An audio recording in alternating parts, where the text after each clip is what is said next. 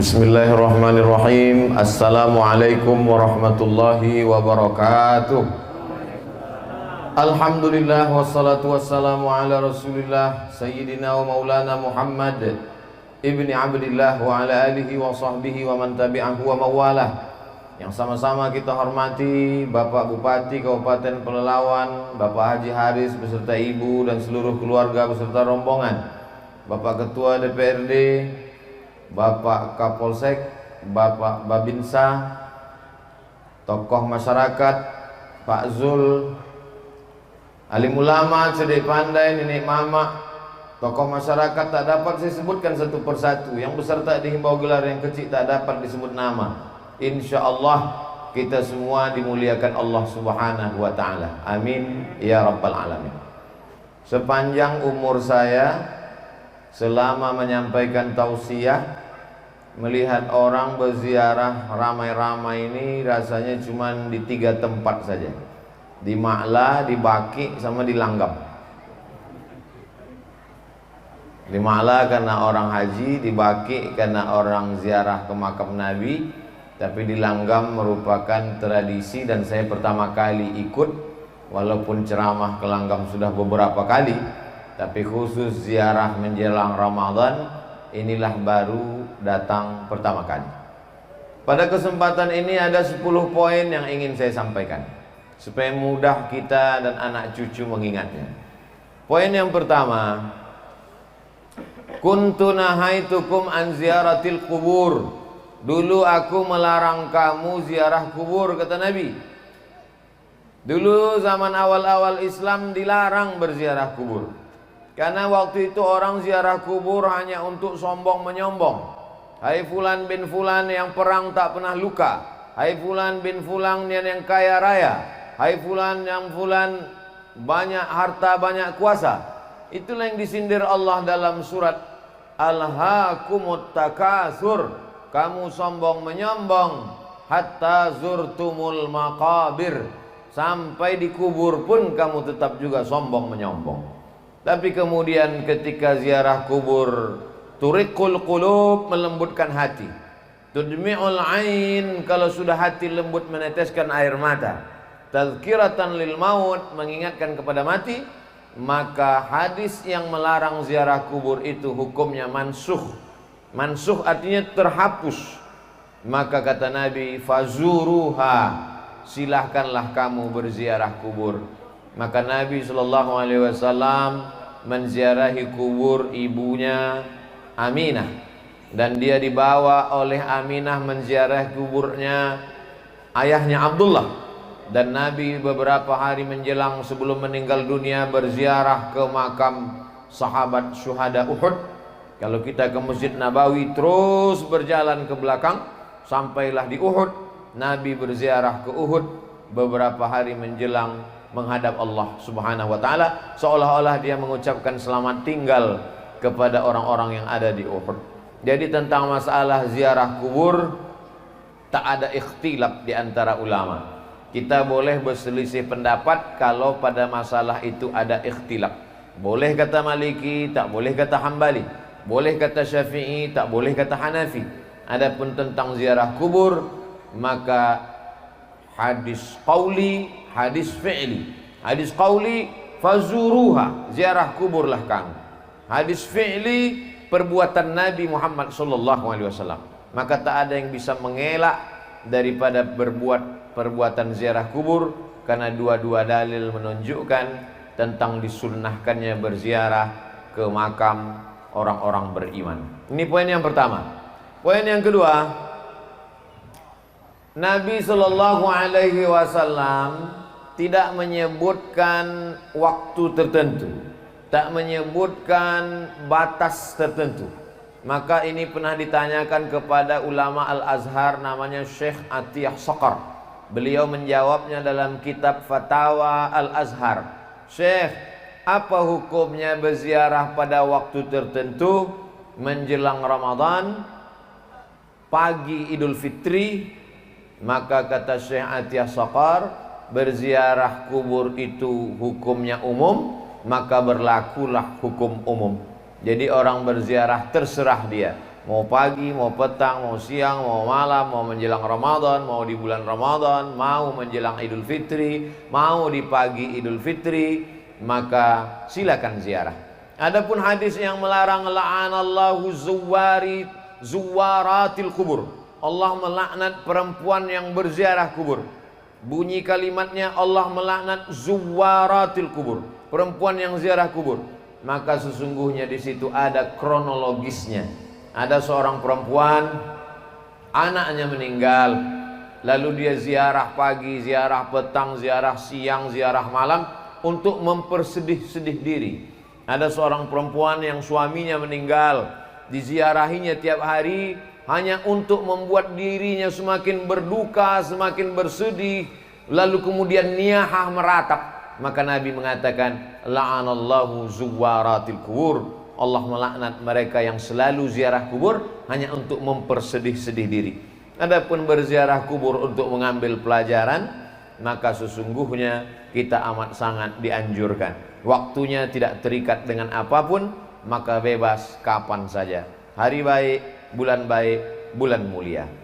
Poin yang ketiga, adapun berziarah kubur menjelang Ramadan, maka sesungguhnya bulan mulia ini mesti disambut dengan kesucian hati. Disucikan hati dengan berzikir, tadi sudah. Disucikan hati dengan tabligh akbar pengajian selepas subuh, tadi sudah. Maka disucikan hati dengan mengingat mati. Wa kafa bil mauti wa'iza, cukuplah kematian itu sebagai nasihat.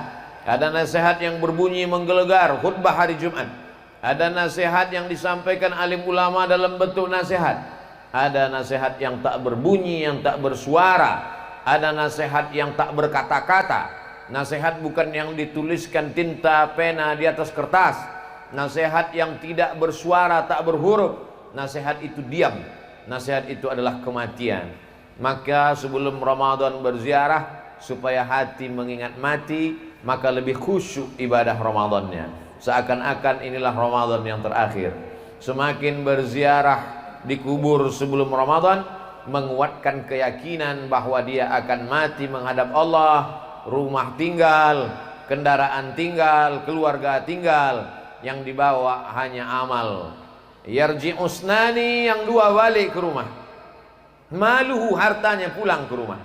Ahluhu, anak cucu menantu istri suami kawan sahabat andai tolan jiran tetangga, semuanya pulang ke rumah. Wa yabqa wahidun, yang tinggal cuma satu. Wa amaluhu, amal itulah yang tinggal. Jadi hanya dengan mendengar ceramah dari ustadz, kadang masuk telinga kiri, keluar telinga kanan. Bahkan kadang tak masuk sama sekali. Dari telinga kanan mau masuk, dari kanan itu juga dia keluar. Tapi begitu melihat langsung dengan mata, beda antara yang didengar telinga dengan menengok langsung mata. Kenal engkau dengan Ustadz Somad? Kenal. Dari mana engkau kenal? Aku dengar suara ceramahnya. Kenal kau dengan Ustaz Somad? Kenal. Dari mana engkau kenal? Aku tengok balehonya. Kenal kau dengan Ustaz Somad? Kenal. Dari mana engkau kenal? Aku tonton TV YouTube-nya. Tapi begitu melihat langsung berbeda. Begitu juga dengan ziarah ini. Maka sesungguhnya dengan langsung datang ke kubur, duduk di samping kubur, berziarah di kubur, maka kita melihat langsung nyata bahwa orang-orang tua kita itu, maaf beribu maaf, mereka sudah pindah ke alam yang lain, tinggallah semuanya. Maka ini memberikan pelajaran yang lebih dalam daripada hanya sekedar mendengar cerita ceramah. Jadi apa yang kita lakukan menjelang Ramadan ini adalah melembutkan hati supaya Ramadan kita lebih khusyuk, Ramadan kita lebih hikmat, Ramadan kita lebih takut kepada Allah Subhanahu wa taala. Poin yang keempat, bahwa kita disuruh menyambung silaturahim. Silaturahim kadang tak sempat datang karena kesibukan. Tapi dengan ziarah kubur, mau tak mau, suka tak suka, orang langgam yang merantau ke Pekanbaru, ke luar kota, hari ini kembali. Ada ikatan emosional, mengingat ayah, emak, datuk, nenek, mengenang saudara mara, mendengar sahabat kerabat, maka dia balik berjumpa. Mungkin anak cucu sudah tak berkenalan lagi, tapi begitu ziarah kubur, oh anak Pak Cik Fulan, oh anak Moman Fulan, oh anak Fulan, maka sesungguhnya ziarah kubur adalah momen untuk menyambung tali silaturahim. Man ahabba yubsatalahu fi rizqihi, siapa yang mau lapang rezekinya, wa yunsa'alahu fi atharihi, mau dipanjangkan umurnya, falyasil rahimahu, maka hendaklah dia selalu menyambung tali silaturahim. Menyambung tali silaturahim di masjid sudah, menyambung tali silaturahim di pengajian sudah. Hari ini menyambung tali silaturahim kepada anak cucu, sahabat, kerabat, kenalan, orang sekampung yang selama ini tak jumpa. Bertahun-tahun satu kota, sama-sama tinggal di Pekanbaru bisa tak jumpa. Tapi hari ini di Langgam bisa berjumpa. Kenapa? Karena ada yang dituju, orang yang dikenang, budi baiknya tak dapat dibalas. Maka hari ini bukan sekadar datuk-datuknya saja yang dulu bersilaturahim di Langgam dalam keadaan hidup. Sekarang anak cucu cicitnya pula datang menyambung silaturahim. Jadi pahamilah bahwa substansi makna dari ziarah kubur ini menyambung silaturahim, merekatkan yang retak, menyambung yang patah, menjauh yang selama ini jauh, mendekatkan kembali dalam momen besar bernama ziarah kubur. Poin yang kelima, tetap menjaga adab-adab ziarah kubur. Ketika sampai di kubur mengucapkan salam. Assalamualaikum ya ahlad diyar minal mu'minin wa inna insyaallahu bikum lahiqun yarhamullahul mustaqdimina wal mustakhirin nas'alullaha lana walakumul afiyah. Alangkah baiknya ditulis. Ini ada pamflet di depan rapat masyarakat Kecamatan Langgam, tempat pemakaman umum Kelurahan Langgam. Tulisan-tulisan lambang Kabupaten Pelalawan, cantik indah. Cuma saya khawatir anak cucu kita tak tahu doa salam ke kubur. Cantik kalau kita tambah tulisan Assalamualaikum ya ahlad diyar minal mu'minin wa inna insyaallahu bikum lahiqun yarhamullahul mustaqdimina wal mustakhirin nas'alullaha lana walakumul afiyah. Rupanya tak ditulis karena orang Langgam sudah hafal semuanya. Ustaz Somad aja yang merasa tak hafal karena sesuatu yang dibuat anak cucu cicit melihat, mereka ambil gambar, mereka share ke kawan sahabat, menjadi amal jariah. Man sanna fil islami sunnatan hasanatan, siapa yang membuat tradisi yang baik, falahu ajruha, dia dapat pahalanya, wa ajru man amila biha, anak cucu cicit yang melakukannya mengalir pahalanya. Siapalah agaknya orang Langgam yang punya ide dulu di awal-awal, dimulai pagi mandi bersih-bersih belimau di tepi sungai, selepas itu mengajak sahabat, kerabat, tetangga berziarah, dilanjutkan anaknya, dilanjutkan cucunya, meninggal dia, mengalir pahalanya karena tradisi yang baik-baik. Siapa pula lah agaknya yang mengajarkan anak cucu tradisi tak baik? Setiap hari lahirnya diundangnya keyboard tunggal, mabuk-mabuk sampai tengah malam, dilanjutkan anak cucunya, mengalir jugalah dosa jariahnya. Maka yang baik-baik mengalir menjadi kebaikan, yang tak baik pun akan mengalir juga. Maka sebelum kita melakukan sesuatu, pikir baik-baik, karena dia akan mengalir sesudah kita mati. Alhamdulillah, hari ini kita sedang melihat bagaimana datuk nenek, orang tua kita dulu membuat sesuatu yang baik, mengalir sampai hari ini. Poin yang keenam, li ayyajlisa ahadukum ala jamratin minan nar, kamu duduk di atas batu dari api neraka, fatuhriqu thiyabahu, duduk di atas batu dari api neraka, apinya membakar baju sampai tembus ke daging, ke tulang, khairun, lebih baik, min an yajlisa ala qabrin, daripada melangkahi kubur. Duduk memijak, maka tetap kita jaga. Kita tetap berada di tepi, samping kiri, samping kanan, bagian kepala, bagian kaki. Kalau nampak anak-anak kita ada menginjak, kita ajarkan. Lebih baik duduk di atas batu dari api neraka, terbakar kulit sampai tulang belulang, lebih baik daripada duduk di atas kubur. Maka kita jaga adab-adab ini. Alhamdulillah kubur kita tidak terlalu rapat padat seperti di Pekanbaru. Saya lihat beberapa kubur sampai tak ada tempat berjalan lagi. Maka kita harap tetap ada jalan di tengah, tetap ada jarak, supaya kita tidak jatuh dalam perbuatan yang dilarang oleh Rasulullah sallallahu alaihi wasallam. Lalu kemudian poin yang ke-7, habis ini nanti kita akan membaca surah Yasin wal Qur'anil Hakim. innaka laminal mursalin. Sampaikah pahala bacaan kita yang akan kita baca ini nanti? Berkelailah antara yang membaca dengan yang tak mau membaca. Padahal yang membaca itu pun tak dapat membuktikan bahwa Yasinnya itu sampai. Dan yang mengatakan tak sampai pun tak juga bisa membuktikan bahwa Yasinnya itu tak sampai. Itu kata Ustadz Zul tadi, bukan kata saya. Yang mengatakan bacaan Yasin ini sampai, mana buktinya? Tak ada reportnya di SMS. Yang mengatakan tak sampai pun tak juga bisa membuktikan. Lalu kita bertengkar masalah apa? Dalil. Apa dalil imam yang mengatakan sampai? Kata yang mengatakan sampai, Nabi ziarah kubur, diambilnya pelepah korma, ditusukkannya ke makam. Sahabat bertanya, kenapa kau tusukkan pelepah korma ini ya Rasulullah? Kata Nabi, la'allallah an yukhaffifa azabahuma ma lam yaibasa. Selama pelepah korma ini basah, pelepah korma ini bertasbih, maka tasbihnya sampai kepada orang meninggal. Dari hadis ini kata Imam Nawawi, hadisnya ada dalam Sahih Muslim. Kalau kita baca Sahih Muslim, baca penjelasannya dalam Syarah Sahih Muslim. Namanya kitab Al-Minhaj, Syarah Sahih Muslim Ibnul Hajjaj. Kata Imam Nawawi, kalau tasbih pelepah korma sampai, maka bacaan Quran orang beriman lebih utama, lebih sampai. Karena orang beriman lebih mulia dari pokok kurma. Jadi kalau ada orang mengatakan bacaan Yasin tak sampai, berarti dia mengatakan Abdul Somad lebih buruk daripada pelepah kurma. Kalau tasbih saja sampai, apalagi baca Quran? Baca Quran lebih mulia dari tasbih. Kalau tasbih pelepah korma sampai, apalagi baca Quran Abdul Somad.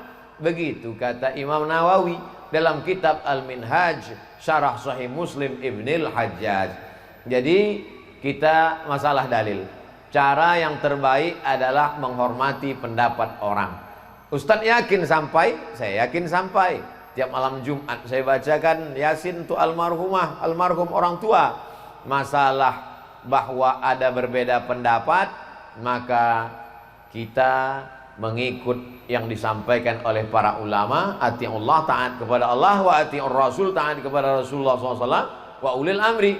Ulil amri di situ kata sebagian ulama adalah ulil amri, para ulama yang mengerti dengan dalil. Maka kata Imam Nawawi dalam kitab Al-Azkar, wa in khatimul Qur'ana, kalau dibacakannya sekhatam Quran, fahuwa hasanun, paling elok afdal sekhatam Quran 30 juz. Kalau tak sanggup 30 juz, maka hatinya Quran.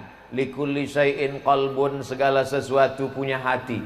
Wa qalbul Quran Yasin, hatinya Al-Quran adalah Yasin. Itulah maka dipilih nanti Ustadz Somad, tausiahnya hanya 30 menit saja. Habis itu nanti kita akan baca Yasin wal Qur'anil Hakim. Tak sanggup juga baca Yasin, bagi yang hari ini datang terlambat, mau cepat balik ke Pekanbaru, bacakan Ummul Quran Al-Fatihah. Paling afdal sekhatam Quran. Nanti bulan Ramadan tiap malam 1 juz, 1 hari 1 juz. Habis sholat zuhur 2 lembar, habis asar 2 lembar, habis maghrib 2 lembar, habis isya 2 lembar, habis tahajud 2 lembar. 10 lembar 1 malam, 1 juz, 1 bulan khatam. Sesudah itu hadiahkan pahalanya. Allahumma awsil thawaba ma qara'tuhu. Tak bisa pakai bahasa Arab, bahasa Indonesia. Sampaikanlah pahala bacaan Quranku sekhatam. Tak sanggup sekhatam, baca hatinya Quran Yasin. Tak sanggup juga Yasin, paling pendek Al-Fatihah. Fatihah pun tak sanggup juga, hati-hati. Apa yang kita lakukan pada orang tua kita, itu yang akan dilakukan anak kita untuk kita. Apa yang kita lakukan hari ini, dilanjutkan oleh anak cucu kita. Orang yang tak mau mengirim, dikhawatirkan nanti setelah dia mati, anak cucunya pun tak juga akan mengenang dia sebagai balasan. Na'udzubillah. Poin yang ke-9, bahwa orang tua yang sudah meninggal itu macam orang hanyut di sungai. Orang yang hanyut itu semua dia pegang. Rumput yang lapuk pun ditarik. Orang yang hanyut itu semua dia tarik. Galah yang patah pun dia tarik. Begitulah mereka menunggu doa-doa dari anak-anak cucu mereka. Ustadz Abdul Somad kemari kan tak ada keluarga yang punya hubungan nasab di Langgam. Apa sampai doa Ustadz Somad nanti ketika mendoakan datuk nenek keluarga kami yang ada di Langgam? Sampai. Mana dalilnya? Aisyah ketika ziarah ke makam Baqi di Madinah, kata Nabi, doakan mereka Aisyah, assalamualaikum ya ahlad diyar, keselamatan untuk kalian wahai penghuni kubur. Padahal Aisyah tak punya hubungan dengan mereka yang ada di Madinah. Itulah dalil menunjukkan bahwa doa sesama orang beriman sampai. Adapun orang mengatakan yang sampai hanya 3 saja. Shadaqatun jariyah, sedekah jariyah. Wa ilmun yuntafa'u bi, ilmu yang bermanfaat. Waladun solihun, anak yang soleh. Maka sesungguhnya hadis itu bercerita bukan membatasi amal. Hadis itu cerita tentang amal kita yang hidup, sesudah kita meninggal putus. Abdul Somad hidup, amalnya berjalan. Abdul Somad nanti bisa sholat, Abdul Somad nanti bisa puasa, Abdul Somad nanti bisa baca Quran. Tapi setelah meninggal dunia tidak lagi wajib, putus. Tapi ada amal yang tetap mengalir. Anaknya mengalir doanya, sedekahnya mengalir, yang jadi masjid, surau, langgar, musola, rumah Quran, rumah tahfiz, pondok pesantren, tanah wakaf. Ilmunya diamalkan jamaah mengalir. Jadi maksudnya amal kita mengalir. Adapun amal orang hidup kepada orang meninggal dunia, maka tak ada ikhtilaf. Kalaulah amal orang hidup tak sampai kepada orang meninggal dunia, maka tak ada solat jenazah. Karena solat jenazah itu adalah amal orang hidup kepada orang meninggal. Kalau ada orang nanti menolak, jangan kau doakan karena doamu tak sampai. Kalau begitu nanti dia mati, jangan disolatkan jenazah, karena solat jenazah adalah doa orang hidup kepada orang meninggal. Abdul Somad meninggal dunia, lalu kemudian orang Langgam datang mendoakan, Allahumma fir lahu warhamhu wa'afi. Allahu Akbar, Al-Fatihah. Allahu Akbar, selawat. Allahu Akbar, Allahumma fir lahu warhamhu wa'afi wa'fu anhu. Allahu Akbar, Allahumma la tahrimna ajrahu. Maka takbir kedua dengan takbir ketiga dengan takbir keempat. Takbir yang pertama baca Quran, Al-Fatihah, itu menunjukkan Al-Fatihah sampai. Takbir yang kedua salawat, zikir, itu menunjukkan zikir sampai. Takbir ketiga keempat doa, itu menunjukkan doa sampai dari orang hidup kepada orang meninggal dunia. Karena yang sholat jenazah itu semuanya orang hidup, dan semuanya tak punya hubungan nasab kepada yang meninggal. Yang punya hubungan nasab, yang tak punya hubungan nasab, sama-sama sampai. Ini menurut argumentasi para ulama yang mengatakan sampai. Poin yang ke-9, bahwa tidak hanya amal badan yang sampai. Datanglah saat bertanya kepada Rasulullah, ummi matat, emak saya mati meninggal dunia, afa atasaddaqu anha, kalau saya bersedekah, sampaikah sedekah ini untuk almarhum almarhumah? Kata Nabi, tasaddaq, sedekahlah saat, sedekahlah saat, sedekahmu sampai untuk almarhum. Ayu sadaqatu afdal, apa sedekah yang paling afdal? Kata Nabi, saqyul ma, sedekah yang paling afdal adalah memberi air minum. Sedang air minum sampai, apalagi lah rebus jagung sampai. Dulu ambo dibawa Buya Fadli Rahman ke Langgam nih, dikasihnya waktu itu rotan, rotannya warna coklat, kini rotan lah hijau pula nampak. Sampai sedekah makanan sampai, maka siapkan sedekah makanan untuk buka puasa nanti. Hadiahkan pahalanya untuk almarhum almarhumah. Nanti tabung duit berkurban, hadiahkan pahalanya untuk almarhum almarhumah. Maka sedekah baca Quran sampai, baca Yasin sampai. Begitu juga dengan sedekah kurban sampai. Begitu juga kurban, mana dalilnya kurban itu sampai Buya? Nabi mengatakan waktu menyembelih, Allahumma haza an Muhammad wa ali Muhammad, kupotong kurban ini untuk Muhammad dan untuk keluarga Muhammad. Itu menunjukkan kurban pun sampai. Sedekah makanan, air minum, mana dalilnya sampai? Hadis Sa'ad, kata Nabi, tasaddaq, sedekahlah Sa'ad, sedekahmu sampai kepada almarhumah ibumu. Yang paling afdal saqyul ma, memberikan air minum.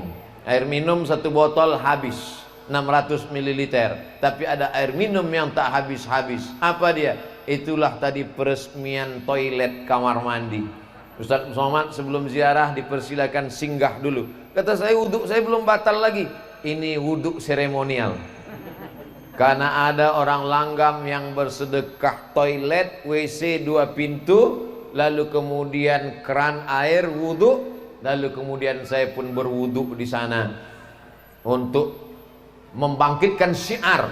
Karena gambar Ustadz ini nanti akan dilihat oleh orang langgam, supaya mereka pun akan berpikir, yang merantau dia semakin semangat cari duit, tapi tujuannya bukan mengejar dunia. Dia akan balik membangun rumah Quran, dia akan balik membuatkan wakaf WC, wakaf tempat wudhu. Sampai hari kiamat orang berwudhu di tempat wudhu tadi, tak tahu entah siapa membeli semennya, tak kenal saya entah siapa yang membuat. Sampai hari ini tak tahu saya siapa yang membuat tempat wudhu tadi. Tapi nanti yang bersebaran fotonya, foto Abdul Somad sedang berwudhu di langgam. Maka lama-lama memang datang comeh ambo dalam hati. Abdul Somad tanda tangan masjid secara seremonial, wudhu secara seremonial. Ambo khawatir nanti kata malaikat, Abdul Somad silakan masuk ke surga secara seremonial gitu. Maka tolong doakan supaya hati selamat dari riya, supaya kita semuanya masuk surga tidak secara seremonial, tapi masuk kekal selamanya sampai anak cucu kita jumpa dengan Nabi Muhammad sallallahu alaihi wasallam. Bagi yang duitnya banyak, habis Covid corona nanti dia pergi haji. Haji kan orang tua, haji pun sampai. Mana dalilnya haji sampai? Sahabat Nabi haji, labbaik Allahumma subrumah, ambo hajikan subrumah. Kata Nabi, subrumah kau siapa? Subrumah akhi, saudaraku. Kau hajikan subrumah? Ya. Kau udah haji atau belum? Belum. Kata Nabi, hajikan dirimu dulu, baru hajikan subrumah. Itu orang dulu.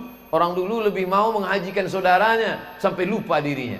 Orang sekarang haji bolak-balik, lupa saudaranya. Maka sesungguhnya Quran yang kita baca sekarang sama dengan Quran yang dibaca Nabi. Hadis yang kita baca sekarang sama. Bedanya adalah perasaan dalam diri kita. Maka haji sampai, kurban sampai, sedekah air minum sampai, bacaan doa sampai. Nanti kita akan tahlil la ilaha illallah, la ilaha illallah. Sampaikah tahlil kita itu? Sampai. Mana dalilnya? Tasbih pelepah korma sampai. Ada yang lebih afdal daripada tasbih, afdalu zikri la ilaha illallah. Kalau tasbih subhanallah subhanallah subhanallah sampai, maka tahlil la ilaha illallah pun lebih utama untuk sampai. Beda anak kandung sama anak orang lain. Kalau anak kandung, bapak-bapak, ibu-ibu yang hari ini ziarah ke makam ayahnya, ke makam amaknya, cucu yang ziarah ke makam datuk, otomatis sampai. Tapi saya yang bukan anak kandung, yang hari ini ziarah hanya saudara seiman, mesti disebutkan Allahumma ausil sawaba ma qara'nahu. Sampaikanlah pahala bacaan Yasin kami, Fatihah kami, Al-Ikhlas kami, Al-Falaq kami, An-Nas kami, Yasin kami, La ilaha illallah kami kepada jami'il muslimin muslimat mu'minin mu'minat. Itu beda anak kandung dengan orang lain. Jadi kalau ada anak kandung menyebut sampaikanlah pahala kepada almarhum ayah ambo, amak ambo, maka ucapan itu sebagai tambahan baik. Andai tak dia ucapkan, maka tetap sampai. Yang terakhir, mari kita jaga tradisi yang baik ini dengan cara menyampaikannya ke sahabat, ke kerabat, ke tetangga, menyampaikan melalui WhatsApp, menyampaikan melalui Instagram, menyampaikan melalui Facebook. Tapi tadi kata Ustadz Fadli Rahman, jangan di-share, jangan di-upload sore iko. Biar agak lama-lama sedikit. Tapi syiar itu sampai. Maka nanti anak cucu yang sudah lama tak ziarah meleleh air matanya. Ustaz Somad, ambo potong ziarah ke makam abang ambo, lalangnya setinggi toga. Jamaah Pekanbaru mengadu ke anak kambo. Makam abang ambo lalangnya setinggi toga. Ternyata anaknya yang selama ini papa tak pernah ziarah. Bininya yang selama ini abang, setengah napasku pergi bang, pret. Rupanya sesudah abang tuh mati, tak pernah ziarah. Tapi tengoklah makam di Langgam, jangankan setinggi toga, tak belalang sama sekali, bersih, menunjukkan mereka datang berziarah. Oleh sebab itu maka banyak anak cucu sekarang tak ingat. Kalau dia ingat tentu akan terbayang wajah emaknya, wajah ayahnya. Tak jadi dia pakai narkoba, tak jadi dia mabuk, tak jadi dia berzina, tak jadi dia mencuri. Kenapa? Ingat dia, amalku ditonton, diperlihatkan oleh datuk ayah emak yang sedang berada di alam barzakh. Semua datuk nenek moyang ayah ibu kawan yang ada di sini sedang melihat kita, sedang menonton kita. Kita tak bisa melihat mereka, mereka bisa melihat kita. Mereka berada di alam barzakh. Barzakh artinya sempadan, batas. Mereka tidak disebut akhirat karena dunia belum kiamat. Mereka tidak disebut dunia karena mereka sudah meninggal. Kita di dunia karena belum meninggal. Mereka tak disebut akhirat karena belum kiamat. Pemisah antara dunia dengan akhirat namanya alam barzakh. Dan mereka sekarang sedang berada di alam barzakh. Alam kubur karena mereka di dalam kubur. Tapi ada yang tak dikubur. Siapa tuh? Orang yang mati dimakan harimau, orang yang mati dimakan buaya. Mana ada kuburnya? Maka mereka berada di alam barzakh. Sampai masanya nanti mereka akan dihidupkan lagi. Itulah maka dibaca surat Yasin. Karena dalam Yasin itulah diceritakan bahwa yang mati akan hidup lagi. Cukup dengan satu perintah. Innama amruhu iza arada syai'an ayakula lahu kun fayakun. Kita akan bangkit nanti menghadap Allah Subhanahu wa taala. Silakan mabuk, silakan mencuri, silakan makan haram, silakan hidup macam jadi Firaun, silakan menjadi orang yang angkuh dan sombong, tapi ingat, kau akan mati dimakan cacing tanah. Yang kekal abadi hanya amal soleh. Tanah yang kau wakafkan, masjid yang kau bangun, rumah Quran yang kau buat, anak yatim yang kau sekolahkan, anak cucu yang dimasukkan ke pesantren, program agama yang dikembangkan, itu sajalah yang mengalir sesudah kematian. Itulah 10 poin, mudah-mudahan bermanfaat. Sesuai dengan janji 30 menit, mari kita khusyuk, dibimbing oleh Tuan Imam, tahtim, tahlil, zikir dan yasin. Terima kasih, mohon maaf. Wassalamualaikum warahmatullahi wabarakatuh.